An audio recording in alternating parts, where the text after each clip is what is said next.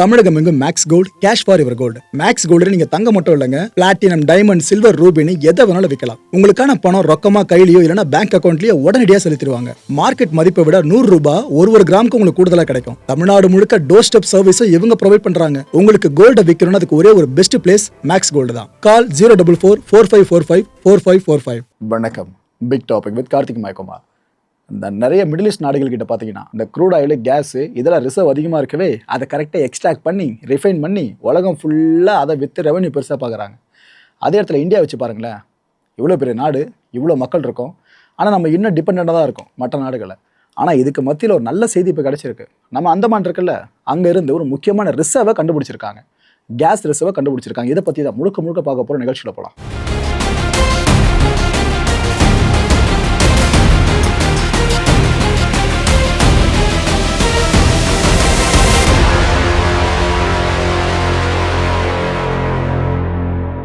நம்ம இந்தியா இப்போ வரைக்கும் எடுத்துக்கிட்டிங்கன்னா, நாம் இங்கே பயன்படுத்திட்டு இருக்க க்ரூட் ஆயிலில் கிட்டத்தட்ட 88% க்ரூட் ஆயில் பார்த்தீங்கன்னா வெளிநாடுகள் கிட்ட தான் வாங்கிட்டு இருக்கோம்.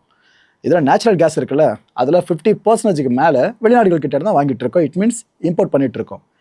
கிட்டத்தட்ட ஒரு வருஷத்துக்கு நாம் இந்த கேஸை இம்போர்ட் பண்ணுறதுக்கு மட்டுமே 1.42 லட்சம் கோடி ரூபாய் செலவு பண்ணிக்கிட்டு இருக்கோம். அவ்வளோ ஹியூஜ் அமௌண்ட்டை எது கொடுத்துட்ருக்கோம் பார்த்தீங்களா? ஆனால் கேஸு க்ரூட் ஆயில் இல்லாமல் நாம் இங்கே பொழப்பு ஓட்ட முடியாதுல்ல, ரைட்டு? எனர்ஜி சோர்சிங் பார்த்தீங்கன்னா இதுக்கு முன்னாடி 20 நாடுகள் கிட்ட இருந்து பண்ணிட்டு இருந்தோம். ஆனால் இப்போ இந்த ஈரான் கான்ஃப்ளிக்ட் ஆரம்பிச்சதுல இதுக்கப்புறம் அது 41 நாடுகளை மேலே போயிடுச்சு. அதாவது டைவர்சிஃபை பண்ணிட்டோம். இப்போ 20 நாடுகள் மட்டும் நம்பி இருந்தால் நாளைக்கு அவங்களையும் பிரச்சனை வந்துச்சுனாக்கா அவங்க உள்நாட்டு தேவைக்கால எடுத்து வச்சிருவாங்க, நம்மளுக்கு கொடுக்க மாட்டாங்க.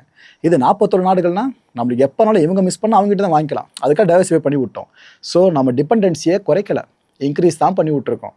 உலகத்தில் எங்கேயாச்சும் ஒரு மூலையில் ஒரு பிரச்சனைனா நாம் இங்கே இம்பாக்ட் ஃபேஸ் பண்ணிக்கிட்டு இருக்கோம். இந்த ஈரான் கான்ஃப்ளிக்ட்டை மனசில் வச்சு தான் சொல்கிறேன். ஸோ நம்ம கண்ட்ரி இது வரைக்கும் எனர்ஜி இண்டிபெண்ட்டாக இருக்கும்னு நினச்சிங்கனாக்கா அது தப்பு மக்களே. மற்ற நாடுகள் நமக்கு இந்த ஆயிலையும் கேஸையும் கொடுக்க மாட்டேன்னு சொல்லிட்டா நம்ம நிலைமை யோசிச்சு பாருங்கள், அந்த நிலைமையில தான் இருந்துக்கிட்டு இருக்கோம். இந்தியா எப்போவுமே வெளிநாடுகளை நம்பிட்டு இருக்கல, இது எந்த அளவுக்கு ஒரு தாக்கத்தை ஏற்படுத்தும் தெரியுமா? நம்ம அந்நிய செலாவணி கையிருப்பில். ஏன்னா நீங்கள் இங்கேருந்து பணத்தை கொடுத்து பொருளை வாங்குறீங்க அப்படின்னா இங்கே இருக்க பணத்தை நீங்கள் இந்தியன் ருப்பீஸாக கொடுத்து வாங்க முடியும். அதை மாற்றணும்ல, சர்வதேச ட்ரேடுனாக்கா டாலர்ஸாக மாற்றணும் பார்த்தீங்களா? அது போல் விஷயம் இருக்குல்ல. ஸோ இங்கே இருக்க ஃபாரின் ரிசர்வ் அப்படியே குறைஞ்சிக்கிட்டு இருக்கா வெளியே. இன்னொரு பக்கம் இந்த மிடில் ஈஸ்ட் மாதிரி கிரைசிஸ் எங்கன்னா வருது அப்படின்னாக்கா நம்ம நாட்டோட எக்கானமி பெருசாக அடி வாங்கும். ஏன்னா பெட்ரோல் டீசல் விலை ஏறிட்டாலே எக்கானமி ஆட்டோமேட்டிக்காக விழ ஆரம்பிச்சு இன்ஃப்ளேஷன் தாக்கத்தினால அதை நம்ம எங்கே ஃபேஸ் பண்ணிக்கிட்டு இருக்கோம். நேச்சுரல் கேஸ் இருக்குல்ல, இது நம்ம இந்தியாவோட பொருளாதாரத்துக்கு ரொம்ப வைட்டல், பெரிய ரோலை ப்ளே பண்ணிகிட்டு இருக்கு. இந்த ஹவுஸ் ஹோல்டு கிச்சன்ஸாக இருக்கட்டும், அப்புறம் இந்த இண்டஸ்ட்ரியல் மேனுஃபேக்சரிங் சார்ந்த ஃபியூல்ஸாக இருக்கட்டும், அப்புறம் எலக்ட்ரிசிட்டி அண்ட் பவர் பிளான்ட்ஸ் இருக்குல்ல, நம்ம எலக்ட்ரிசிட்டி ப்ரொடியூஸ் பண்ணுறது அதுவாக இருக்கட்டும், அப்புறம் இந்த ஃபர்டிலைசர் ப்ரொடக்ஷன் சார்ந்து ஹெல்ப் பண்ணுறதா இருக்கட்டும், இது எல்லாத்துக்குமே கேஸ் ரொம்ப முக்கியம். ஸோ கேஸ், நேச்சுரல் கேஸ் இல்லை நம்ம இந்தியாவோட பொருளாதாரம் இல்லை. இதான் ரியாலிட்டி. இவ்வளோ விஷயம் சொன்னோம் பார்த்தீங்களா? நெகட்டிவாக இருந்துச்சா? எப்போவுமே ஒரு நல்ல விஷயம் என்னன்னாக்கா நெகட்டிவாக பார்த்து பழக்கப்பட்ட நாம் அதுக்கப்புறம் அதை எப்படி பாசிட்டிவாக மாற்றுறதுன்னு ஓட ஆரம்பிக்கணும். இது பாசிட்டிவான விஷயம். அந்த வகையில் நம்ம இந்திய அரசு என்ன பண்ணிட்டாங்க, சமுத்திர மந்தன் மிஷன் அப்படின்ற திட்டத்தை இனிஷியேட் பண்ணுறாங்க. இந்த திட்டம் மூலமாக பார்த்தீங்கன்னா டீப் வாட்டர் எக்ஸ்ப்ளோரேஷன் ஆரம்பிக்கிறாங்க. அதாவது அகழ்வாராய்ச்சி கேள்விப்பட்டிருக்கீங்களா? நிலத்தில் நடக்கிற விஷயம். இதே மாதிரி கடல் சார்ந்து ஒரு ஆய்வு பண்ணுவாங்க. இது தேடி போகிறது கிட்டத்தட்ட புதையில தேடி போகிற மாதிரி தான். எங்கெங்கெல்லாம் இயற்கை வளம் கொட்டி கிடக்கு, நம்ம வெளிநாடுகளுக்கு கையேந்திட்டு இருக்கோல, இது இல்லாமல் நம்ம உள்நாட்டுக்குள்ளே ஃபுல்லாக எல்லாத்தையும் எக்ஸ்ட்ராக்ட் பண்ணி எடுக்க முடியுமா? முதல்ல இடத்த கண்டுபிடிக்கணும்ல, அதுக்கு தான் இந்த மிஷனுங்க. ஸோ இதில் முதற்கட்ட முடிவு என்ன தெரியுமா? எங்கெங்கெல்லாம் ஆயில் ஃபீல்ட்ஸ் இருக்கும், இந்த க்ரூட் ஆயில் எங்கெங்கெல்லாம் இருக்கலாம்னு அசியூம் பண்ணப்படுதோ, எங்கெங்கெல்லாம் கேஸ் இருக்கலாம்னு சொல்லி அசியூம் பண்ணப்படுதோ, அங்கே ஃபுல்லாக கடல் பரப்பு சார்ந்து இவங்க இந்த எக்ஸ்ப்ளோரேஷனை இனிஷியேட் பண்ணுறாங்க. ஆக்சுவலாக ஹைட்ரோ கார்பன் ரிசர்வ்ஸ் இருக்குல்ல, இதுதான் பேஸு. இதை நீங்கள் எடுக்கணும் அப்படின்னா ஸோ இந்த ஹைட்ரோ கார்பன் ரிசர்வ்ஸை தேடி தான் இந்த எக்ஸ்ப்ளோரேஷன் பெருசாக கொண்டு போகப்பட்டுச்சு. இதில் பார்த்தீங்கன்னா 2 பேர் முக்கியமாக ஈடுபட்டிருந்தவங்க இந்த கேம்பெயினில். அதில் ஒரு தரப்பு ஆயில், OIL, அதாவது ஆயில் இந்தியா லிமிடெட். இன்னொரு தரப்பு ONGC, oil and natural gas corporation. 2 தரப்பு தான் இந்த கேம்பெயினில் ரொம்ப கீ ரோலை ப்ளே பண்ணுறாங்க. என்ன பண்ணிட்டாங்க, இந்தியா முழுக்க செட்டப் ஆரம்பிச்சிட்டாங்க. எங்கெங்கெல்லாம் இந்த ரிசர்வ்ஸ் இருக்கலாம் இதை கண்டுபிடிக்கணும்னு சொல்லிட்டு ஸ்பாட்ஸை லொக்கேட் பண்ண ஆரம்பிச்சிட்டாங்க. இதுக்கப்புறமா அந்த அந்தமான் ஐலண்ட்ஸ் இருக்குல்ல, இதுக்கு மட்டும் தனியாக ஒரு ப்ரையாரிட்டி கொடுக்க ஆரம்பிச்சிட்டாங்க. கண்டிப்பாக அங்கே தான்ப்பா வளங்கள் கொட்டி கிடக்கணும், அங்கே நம்ம தனி ப்ரையாரிட்டி கொடுப்போன்னு கொடுக்க ஆரம்பிச்சிட்டாங்க. ஸோ இவங்களோட ஃபோக்கஸ் லைட்டுக்குள்ளே அந்தமான் வந்துருச்சா, இங்கே பயங்கரமாக ட்ரை பண்ணுறாங்க. எப்படியாவது இந்த டொமஸ்டிக் ரிசர்வ்ஸ் சார்ந்த நம்ம அன்லாக் பண்ணிடணும்னு சொல்லிட்டு அவ்வளோ ட்ரை பண்ணிட்டு இருக்காங்க. இந்த முயற்சிக்கு பலன் கிடைச்சிருக்க மக்களே, இந்த நல்ல செய்தியை உங்ககிட்ட ஷேர் பண்ணிக்கிறேன்.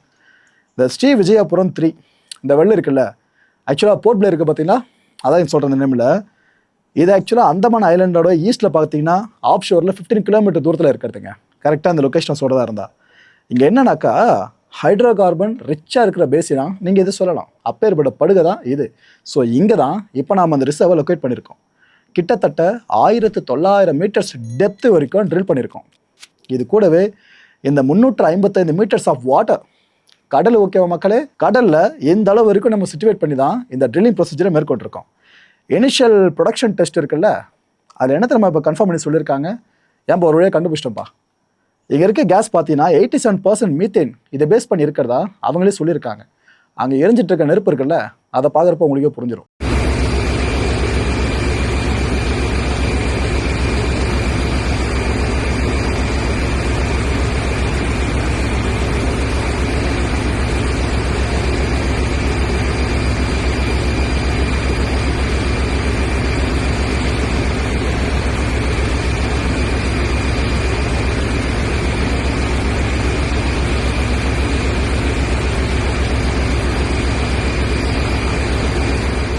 Super matter bro.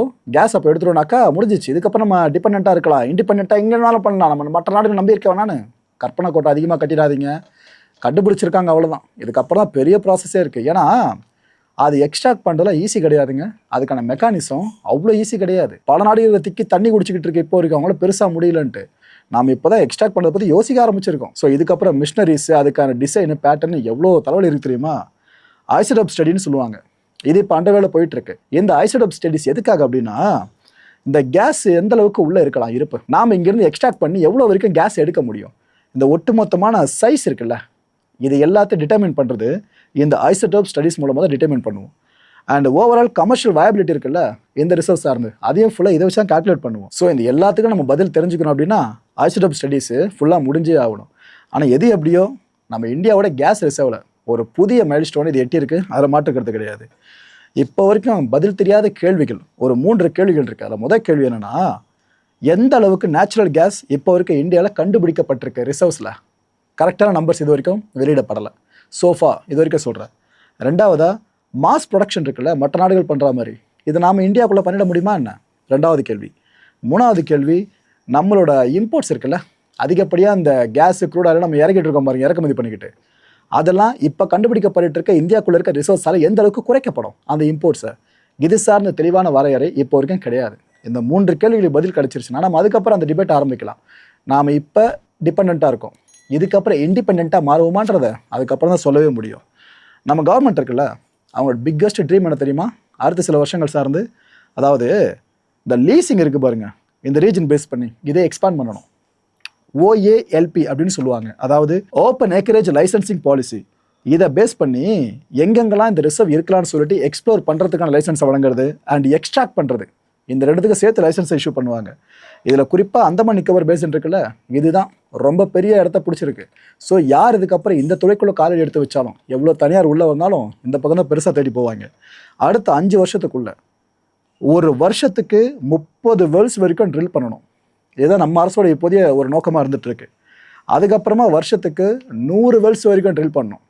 நினச்சி பார்க்க ஏதோ பெரிய விஷயமா தெரியுதுல்ல. 5 வருஷன்றது எனக்கு தெரிஞ்சு கம்மி தான், ஓகேவா? அது இன்னும் இந்த 10-20 வருஷமாக எக்ஸ்டெண்ட் பண்ணியிருக்கணும். பட் 5 வருஷம் ஓவர் கான்ஃபிடென்ட்டாக சொல்கிறாங்க. ஆனால் சாத்தியப்படுத்துகிற பெரிய விஷயம் மக்களே.